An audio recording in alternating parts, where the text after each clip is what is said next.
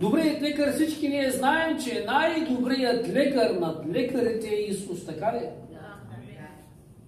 Той е най-добрият лекар. Преди малко сестра Павлина беше казала това.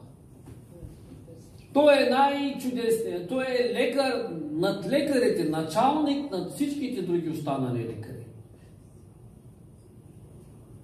Но ние като хора трябва да го приемем. Всеки един трябва да го приеме. И Бог е заповядал и е казал, че всеки един трябва да се покае, че това е най-важното, което е за човека, макар и човек да не се осъзнава какво е това покаяние, какво трябва да направи. Бог знае какво казва на човека. Той знае много добре. Сега човек да се подчинява само на Божието Слово, на Божия заповед, и след време ние разбираме, че Бог е намислил най-доброто за нас. Амин. Най-хубавото за нас. Остава на човека само човек да приеме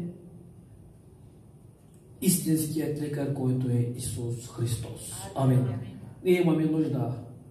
Всеки един човек има нужда от него. Нека да се изправим. Искам да чета стихове, които се намерят в Исаия 1 глава от 5 до 6 стих. И казва така словото в Исаия. Защо да бъдете още бити? Че се бунтувате повече и повече. Цялата глава е болна и цялото сърце изнемощяло. От стъпалото на крака чак до главата няма в него здраво място.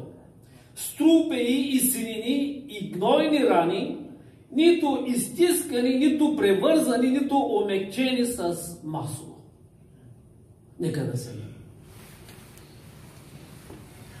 Този стих дава определение за цялото човечество.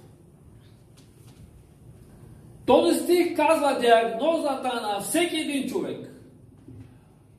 Той казва, че защо още трябва да бъдете бити от всеки? Защо трябва да страдате и защо трябва да бъдете стискани от Сатана с разни неща по вас? Това е вашата диагноза, това е което вие страдате, понеже се бунтувате против мен.